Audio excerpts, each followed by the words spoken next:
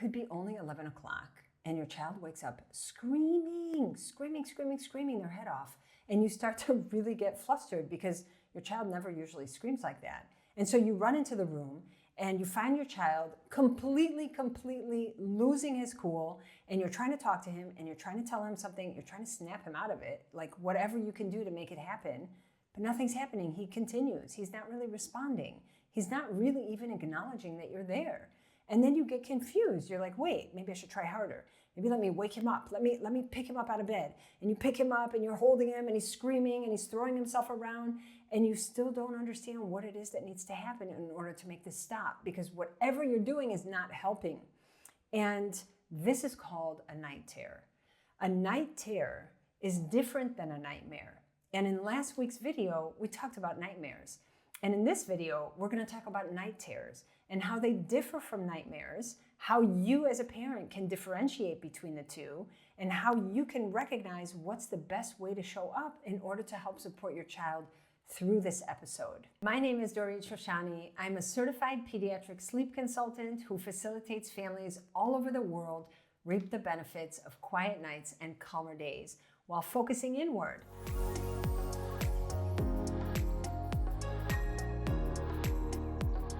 So in quiet nights, we learn to put the focus on ourselves as parents, because as we know, all of us parents, all we want to do is hyper-focus on our child, right? That's just a natural instinct. That's our intuition. It's like, what's going on over there? But we completely leave out what's going on over here. And we forget that in the parent-child dance, in that dynamic, there are two parts, and we are half of that part. And so not putting focus on ourselves completely creates a void in how we want to show up within that dynamic to help facilitate our children to grow and go through things and be able to become a resilient human being who gains coping skills and can walk through the world confidently. Let's talk about a night terror. A night terror, it sounds terrible, right? It sounds like terror. It actually feels like terror when it's happening for us parents, because watching our child in distress, or what seems like massive distress, is so difficult. And so all we want to do is like kind of snap them out of it. And that's really the way that most parents show up when a night terror comes up. Because one, we don't know what's going on. And two, we're not really sure what's the best way for me to handle this.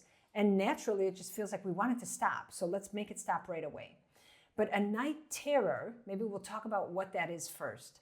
A night terror is where a child wakes up, generally during the deep sleep hours. So deep sleep hours are different than REM sleep hours. Remember in last week's video, we talked about nightmares. Nightmares come up during REM sleep hours, which is basically dreaming state. And we dream mostly towards the end of the night. So a nightmare will most likely come up anywhere between, let's say, 2:30 and 5:30 in the morning, generally. A night terror comes up during deep sleep. And deep sleep is most prominent during the first 3 to 4 hours of the night. So when our child wakes during deep sleep, that may be a cue for us to try and recognize whether or not this is a night terror. So aside from it happening during deep sleep, a night terror also comes up very suddenly, like all of a sudden my child wakes up screaming.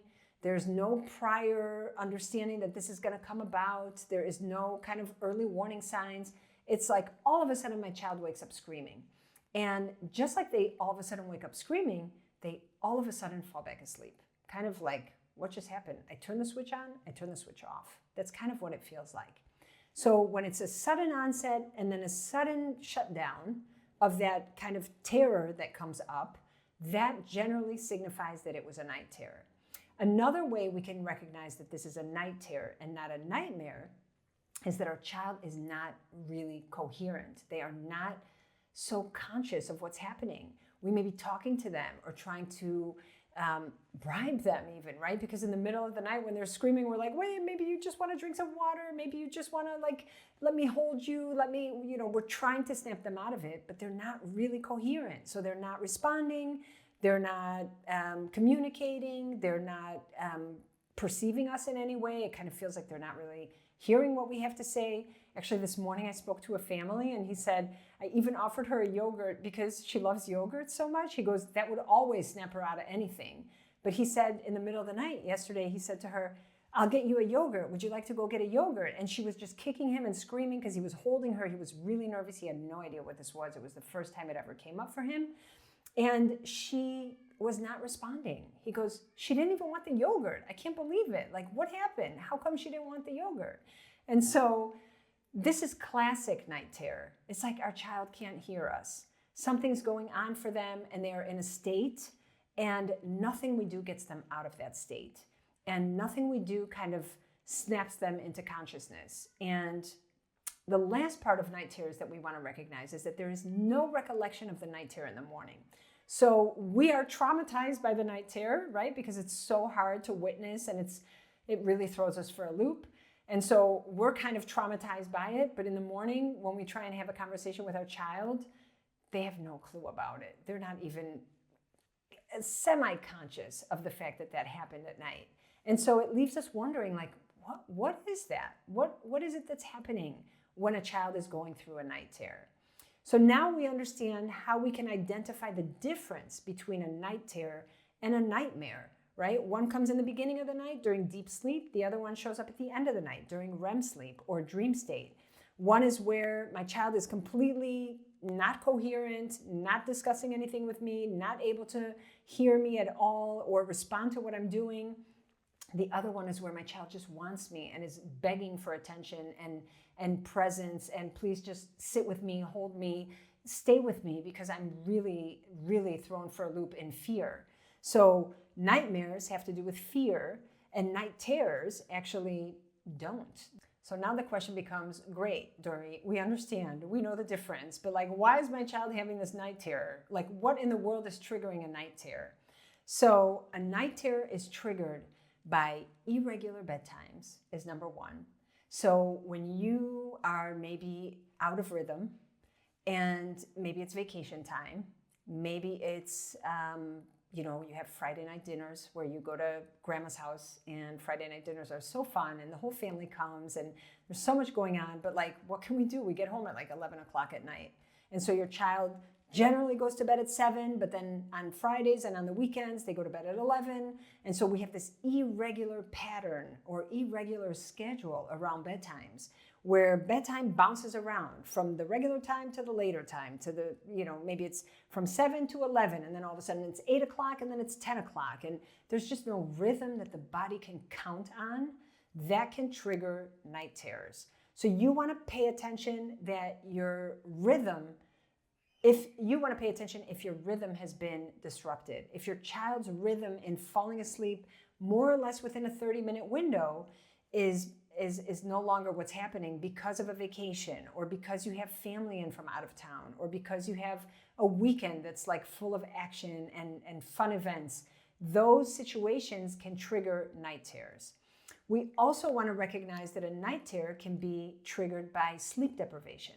So when a child all of a sudden is falling asleep much later than he used to, and we're not really sure what's going on. He's kind of like not in his regular rhythm anymore, and his bedtime is super, super late. And now he's also waking up at 5 a.m. So he's got a late bedtime and a really early morning wake up. And that's been going on for a few days in a row. The body is accumulating sleep deprivation. And sleep deprivation is actually one of the number one factors in triggering night terrors.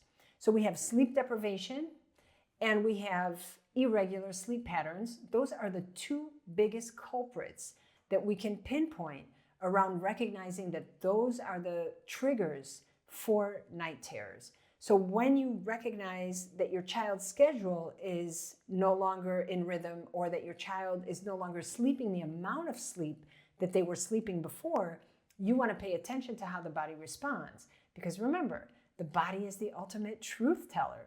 And so what is our body telling us? The body is not just doing things. It's not like we're a strange body, or we have strange habits, or all of a sudden this weird thing is happening at home.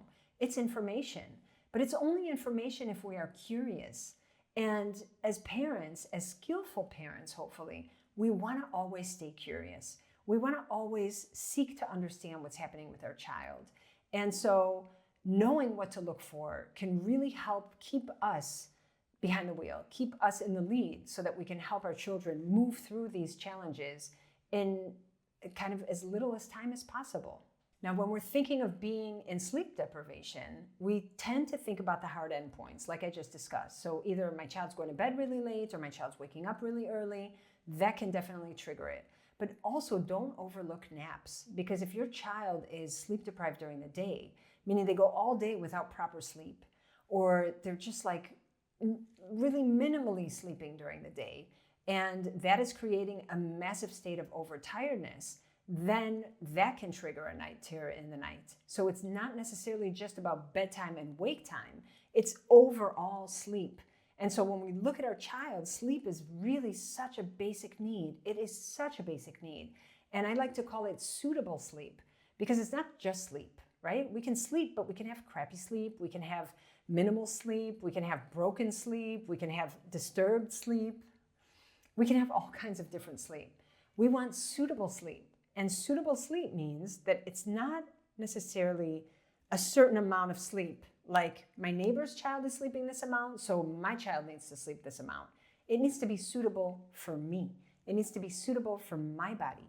And the only way I can tell if my sleep is suitable for me is in the way that it affects me. So we are always using our child's disposition as the ultimate feedback, and our family dynamic as the ultimate feedback. When things are smooth and our child is well, that's a positive feedback. That is a bit of information that says everything is on point. We can just relax right now. Things are in flow. And when we see that our child is not doing so well, or constantly overtired during the day, or not able to cope, or loses his appetite because he's so tired he can't cope with even eating a meal, that becomes information for us to recognize he needs more sleep. And let's try and get him the sleep he needs before we get a night terror. Because of course we're always smarter in hindsight. And so the night terror comes up and then we're like, oh, okay, he's sleep deprived. We need to really put focus on the nap. Or we really need to make sure that bedtime is on time. Or we need to not say good morning at 4:30 in the morning, because it's just not good for him. Not because anybody told us so, and not because this is the new trend out there, but rather because my child's feedback is telling me that it's no longer serving him. Or the family dynamic is saying it's no longer serving our family. And so your family is the ultimate feedback loop.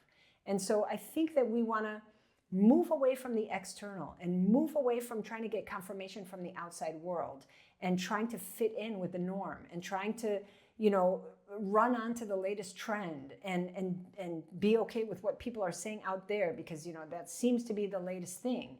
It's more like, wait, let me check in with my family. Let me see how my family is doing. Let me see how I feel as a parent. How do I evaluate my child? Does he seem like he's thriving? Is he sleeping enough? Is his sleep sound and continuous until the morning? Does he wake up restored and rejuvenated? And do all of us wake up that way? Because otherwise it's not sustainable as a healthy family dynamic. It will work until it falls through the cracks, or it will work until all of a sudden someone breaks, or all of a sudden somebody is kind of screaming help because it's not working anymore. So your family dynamic is the ultimate feedback loop for you. And when we learn to put focus on that, we kind of cut out all the outside distractions, and we can really just put focus on where focus should be, which is within my home, within my family, and within my parenting, and how I am going about facilitating things at home. If it's working, great. That's a pat on the shoulder. You're doing a great job. If it's not working, that's also great, because that just means it's time for change. Doesn't mean you're a bad parent. It doesn't mean that something's off. It just means that what's working is no longer serving you and it's time for change. And that becomes an invitation to reevaluate how you're going about things and what you're doing. Because guess what? We get to learn. Those moments of mismatch, those moments of discomfort are opportunities for growth. We cannot grow if everything stays static and just comfort and, status quo all the time. We actually can only grow through the challenge, through the discomfort, even though we hate it and even though we don't want it. And I know this so well, also in my sleep practice, but also in my personal life. I don't want the discomfort. I don't want to feel like things are not flowing. But somehow, in hindsight, I'm always thankful. I always recognize that was so necessary for my growth, my personal growth as a parent, because then I am better equipped.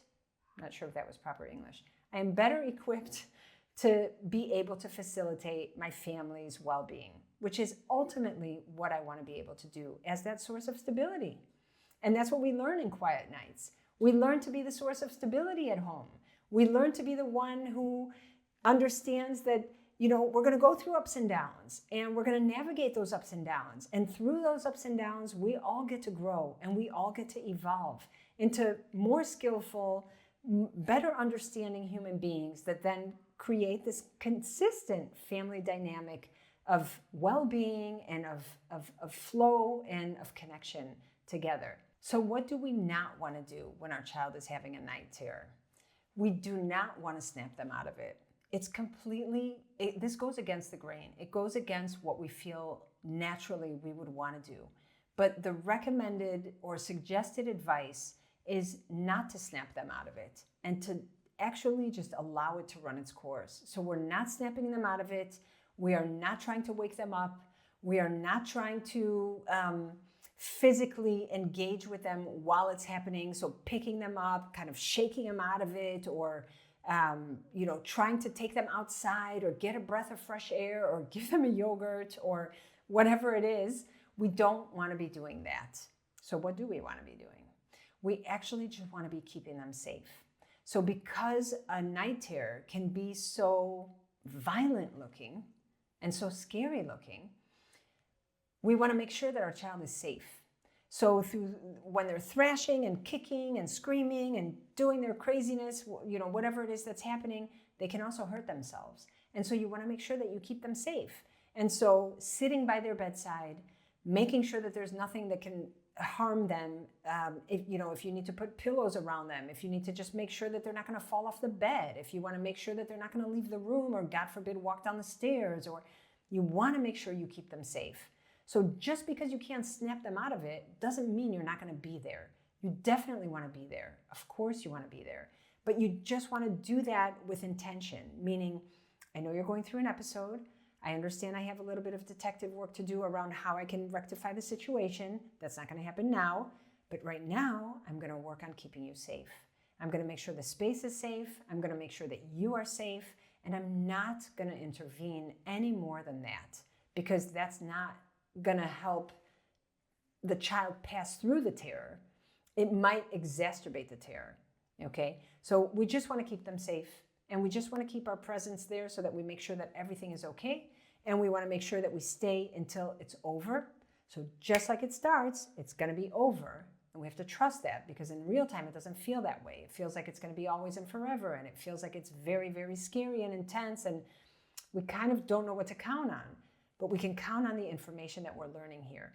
We can count on the fact that it starts and then it stops, just like a light switch. As long as I keep my child safe, as long as I'm here making sure that everything is okay, that they're not leaving the room and walking around the house or roaming around or going down the stairs or doing anything that can create a safety hazard, that's going to be enough. I'm going to be here with you.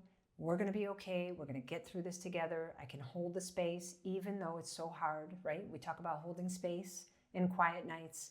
Holding space means that we can be with our children's big feelings and big situations without needing them to stop. And of course, during a night terror, the first thing we want to do is make it stop, right? But here we're learning that that's actually not the right approach. And the right approach is to be there and to be able to hold the space. So we can practice. We can practice growing in our parenting, which is so powerful. It's like, I can be with this. And I can focus on myself, and I can focus on my nervous system, and I can calm myself down, because I can totally feel that I am going into a frenzy with you. And that's not going to be good for any of us. So you keep yourself kind of in a place of calm. You keep your child safe. You make sure that the setting is ideal, if we can use that word, for a really challenging, difficult situation. And we trust that it's going to pass. Let's recap what we learned. So we learned that night terrors are very different than nightmares. Night terrors will show up during the first 3-4 hours of the night during deep sleep, whereas a nightmare is going to show up at the end of the night during dream state.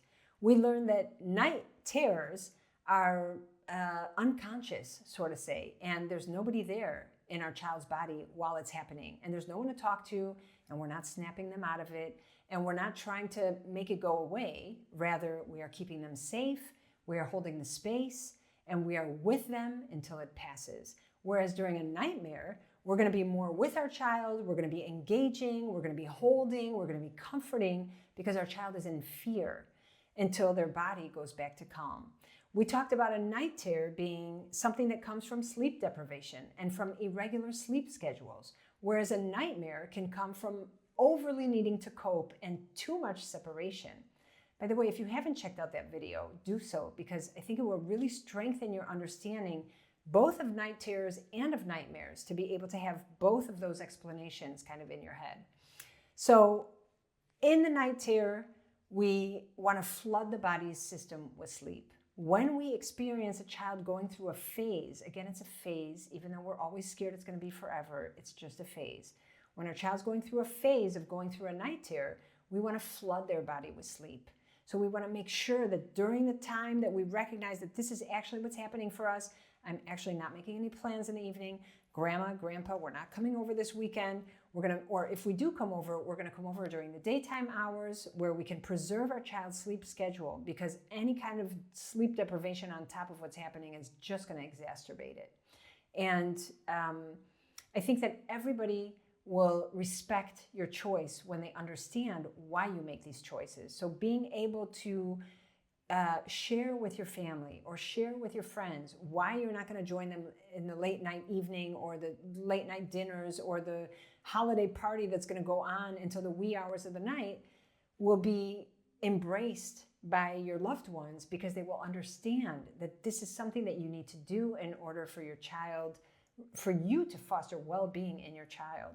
So regular bedtimes, full sleep until the morning, day after day after day. I would not cut down on naps at this point. The opposite is true. I would try and sleep satiate them, like I like to say, so that they're kind of full of sleep. The more sleep you can get into their systems, the less likely those night terrors are going to come up again. Okay, so I would like to leave you with that for this video. I would love to hear your comments about how things are playing out for you. So please don't be shy, leave a comment below.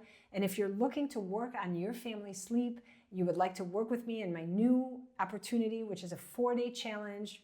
We're going to be together for 4 days. We're going to have a VIP option where you can have exclusive access to an extra hour every single day to bring up your situation, to talk through things like, for example, the child's having night terrors. What does that mean? Or my child's going through nightmares. How do I help support them? All of those questions that come up, we can work through them together. I would love to see you there, and I'll see you in the next video.